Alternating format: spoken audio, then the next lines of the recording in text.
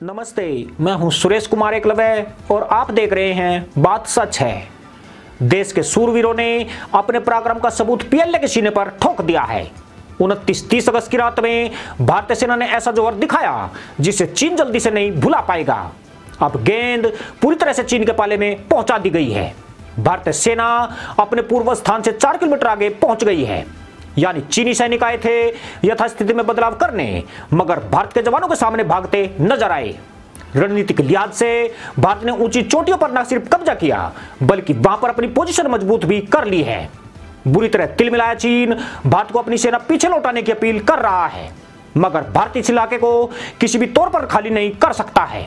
Strategic रूप से भारत को पैंगोंग लेक में बढ़त हासिल हो गई है। यहां से भारतीय सेना चीन की हर गतिविधि पर नंगी आंखों से नजर रख सकती है, साथ ही आवश्यकता पड़ने पर चीनी सेना को मजा भी सिखा सकती है। यह वही इलाका है जहां चीनी सैनिक भारतीय जवानों को फिंगर 4 से पूर्व की ओर नहीं जाने दे रहे थे, जबकि भारत फिंगर 8 तक के एरिया को अपना हिस्सा मानता है। फिंगर 1 से लेकर फिंगर 8 तक इस इलाके में बनी चोटियां हैं, जहां फिंगर 3 और 4 के बीच में आईटीबीपी की पोस्ट मौजूद है। भारत जिन दो रास्तों के जरिए फिंगर 4 तक अपनी पेट्रोलिंग करता है, चीन की मंशा उन पर कब्जा करने की थी।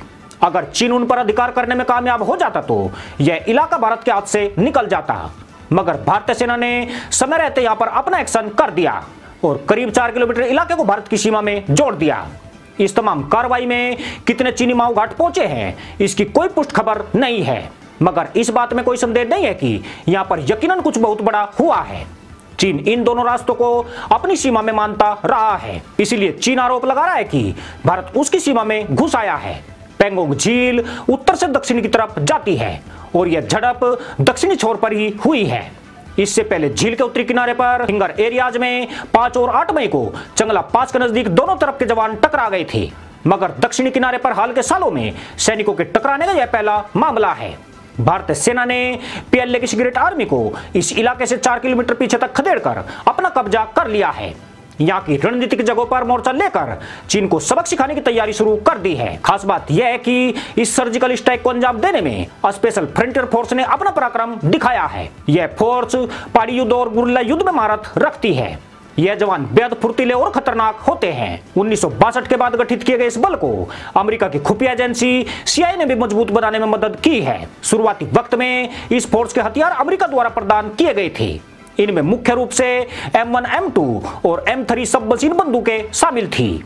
आमतौर पर पहाड़ी युद्धों के लिए बने इस बल को भारी हथियार उपलब्ध नहीं कराए गए हैं। ये बेहद ही शांत तरीके से दुश्मन की जमीन पर घुसकर अपने मिशन को अंजाम देते हैं। 29-30 अगस्त की रात को भी कुछ ऐसा ही हुआ है। इस संघर्ष में केवल दुआ सलाम हुई हो, भला ऐसे कैसे हो सकता है।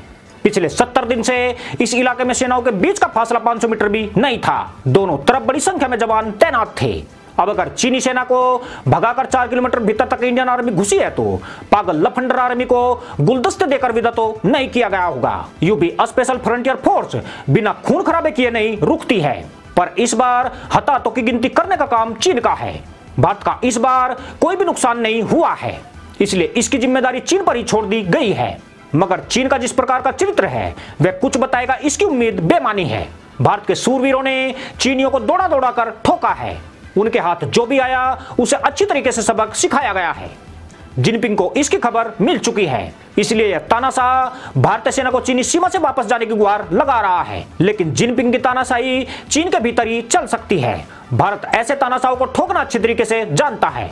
कोई संदेह हो तो जिनपिंग परवेज मुशर्रफ से मशवरा कर सकते हैं। चीनी विदेश मंत्रालय का बयान उसकी छटपटाहट को साबित करता है।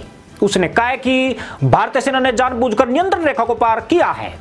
यह भारतीय सेना की तरफ से उकसावे वाली कार्रवाई है। उसने पैंगोंग झील के पास यथास्थिति को बदलने के भारत के आरोपों को भी खारिज कर दिया। यानी भारत के पहले ही वार से चीन चित्कार उठा है। वह कह रहा है कि भारत अपनी सेना को तुरंत कम करे। इस पर भी भारत का 2 टूक जवाब चीन को भेज दिया गया है, जिसमें भारत ने अप्रैल 2020 से पूर्व की स्थिति बहाल करने की मांग दोहरा दी है। इसका मतलब यह है कि अब हालात ऐसे नहीं है जो वार्ता की टेबल पर सुलझ सकते हैं। वार्ता का युग बीत चुका है और वार का युग शुरू हो रहा है, जो आर पार के बाद ही बातचीत का निचोड़ निकाल पाएगा। यूबी LAC के दोनों तरफ बारूद के अंबार लगे पड़े हैं। इनकी खुशबू से भारतीय जवानों का जज्बा शिखर पर पहुंच रहा है। भारत के जवान बारूद की इस खुशबू से उन्माद में भरे जाते हैं। यही उन्माद उन्हें दुनिया के सर्वश्रेष्ठ सैनिकों में शामिल करता है। चीन अगर J-20, J-16 विमानों को LAC तक ले आया है तो भारत सुखोई MiG-29 और जगुआर से आकाश का सीना चीर रहा है। चीन के T-15 टैंक के मुकाबले भीषम T-90 टैंक धरा को दहलाने को तैयार है। चीन ने होवित्जर 181 तोप खड़ी की है तो भारत भी M77 होवित्जर तोप को मैदान में सजा चुका है। यानी भारत चीन के सामने सभी मोर्चों पर ईंट का जवाब पत्थर से देने के लिए तैयार है। बाकी मिसाइलों की दोष ताइवान फिलीपींस को चीन जरूर दे सकता है। भारत की अग्नि की रेंज में पूरा चीन आता है। सेना ने साफ कर दिया है कि वह बॉर्डर पर शांति स्थापित रखने के अपने वायदे पर कायम है, मगर सेना अपनी जमीन को सुरक्षित रखने में भी सक्षम है। इस मुद्दे पर चुशूल इलाके में कमांडर लेवल की फ्लैग मीटिंग जरूर चल रही है, मगर यह कल भी बेनतीजा रही थी। आगे भी इसका असर यही होने वाला है। भारतीय सेना इस मीटिंग का परिणाम जानती है, इसलिए लेह श्रीनगर हाईवे को आम लोगों के लिए बंद कर दिया गया है। अब सिर्फ सेना के वाहन यहां से गुजर पाएंगे, यानी जंग की रणभेरी किसी भी वक्त बच सकती है। इसके लिए भारत किसी भी स्तर पर कोई कमी नहीं छोड़ने वाला है, क्योंकि 1962 की कमी दूर करने के लिए 2020 में मोदी कुछ बड़ा ठान चुके हैं। मतलब अक्साई चीन पर गड़ी भारतीय सेना की निगाहें उन्हें चैन से नहीं बैठने दे रही है। पागल लफंडर आर्मी को चाइनीज फूस हथियारों को जो गुमान है वह उन्हें अपनी जान देकर चुकाना पड़ेगा।